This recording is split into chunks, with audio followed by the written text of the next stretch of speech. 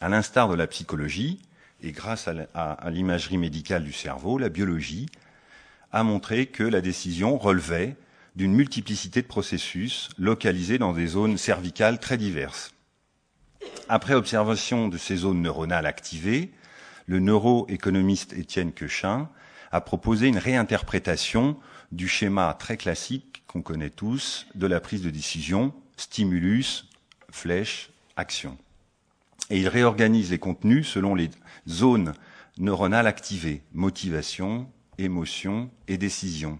Il précise ainsi les rôles de l'émotion, de la motivation dans le circuit décisionnel. Alors, grâce à l'imagerie médicale sur le cortex singulaire, les neurosciences ont montré que décider, c'est aussi évaluer. Évaluer des erreurs, évaluer le décalage entre le résultat espéré et celui obtenu. Pour les biologistes, dans le corps, évaluer, c'est donner de la valeur. Et donner de la valeur correspond à l'émotion. Ainsi, les émotions sont des actions régulatrices, des stratégies de réaction à un stimulus externe. Ce sont des automatismes corporels inconscients dirigés vers l'extérieur. Les sentiments sont la contrepartie subjective de ces modifications de l'état du corps.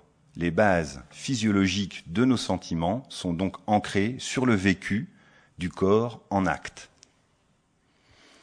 Alors par exemple, on prend une promenade en forêt et je vois sur le sol quelque chose de long qui rampe et j'ai immédiatement une réaction. Comment ça marche? La perception visuelle est directement transmise à l'amygdale. L'amygdale, c'est une glande qu'on a derrière, là, en haut de la colonne vertébrale, et qui centralise tous nos modes sensibles, sensoriels.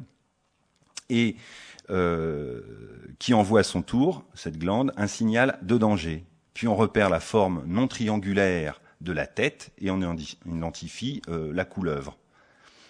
Ça, c'est lié à la zone du cortex temporal. Enfin vient un échange avec la mémoire encyclopédique qui nous permet d'agir, c'est-à-dire de continuer à marcher, d'observer, de prendre le serpent, etc. En sciences du langage, on mobilise aussi les fonctions cognitives, mais sous un autre aspect. Non pas pour voir lesquelles participent au circuit décisionnel, donc quelle zone est activée, mais pour comprendre comment le sens est produit. Nous allons donc passer du fonctionnement du cerveau au fonctionnement du langage. En sémiotique, on pense que tout phénomène a du sens, mais tous n'ont pas de signification pour tout le monde, c'est-à-dire de sens particulier pour un sujet percevant le phénomène. Le corps devient donc le médiateur entre les deux plans du langage, le plan de contenu et celui d'expression, en même temps que le responsable de l'homogénéité de la construction du sens. Et quand je dis le corps, je ne parle pas uniquement du cerveau. Alors, je vais prendre 3 exemples pour illustrer le rôle du corps dans la construction du sens. Si par mes modes sensoriels, par mes sens, je n'ai jamais connu de chien, alors je ne peux pas réaliser ce qu'est un chien. Si je parle d'ergonomie à quelqu'un qui ne l'associe à aucune expérience corporelle, il ne pourra pas non plus réaliser ce que c'est.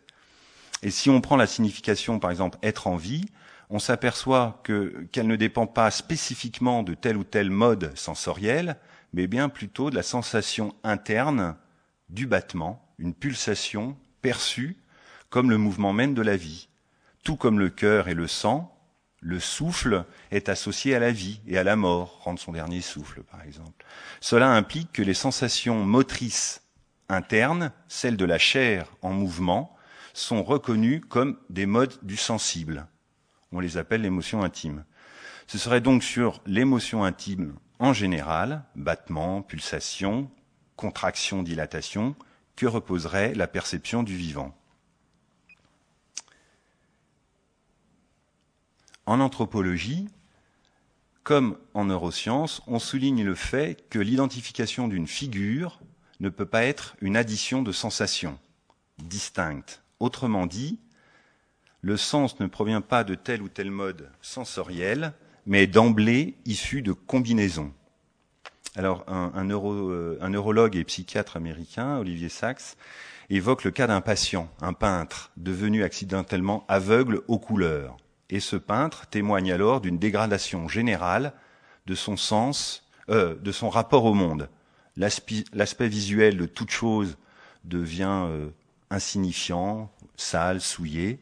Les nourritures deviennent répugnantes, l'acte sexuel repoussant, la musique sans relief, sans aucun attrait. Alors on remarque d'abord que seules les couleurs sont affectées, quelques zones neuronales bien localisées. Et on note que ce qui est affecté, ce n'est pas l'ouïe, l'odorat et le toucher, en tant que fonction de contact avec le monde, mais la capacité du patient à distinguer des qualités gustatives, sonores, olfactives et tactiles, c'est-à-dire des différences sensibles.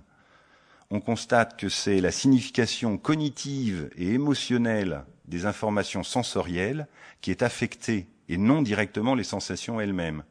Le sujet n'est plus capable de reconnaître ou d'attribuer une signification au monde sensible.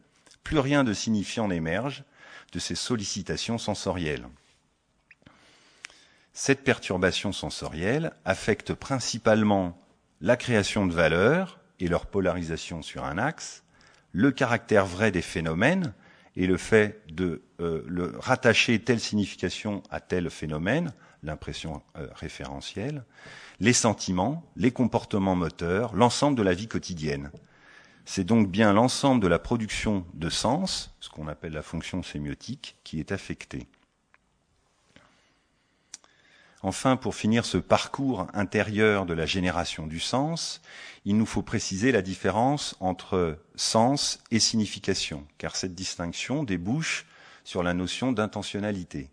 Intentionnalité qu'il faut prendre en compte dans ce parcours, comme nous l'avons précisé au début.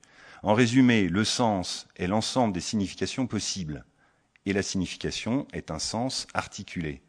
La conception incarnée de la cognition, développée par les neuroscientifiques comme Varela, Thomson et Roche, contient une autre étape que la sensation localisée et le traitement distribué, l'intentionnalité. Mais c'est une intentionnalité incarnée. Ce sont des neuroscientifiques, ce ne sont pas des psychologues.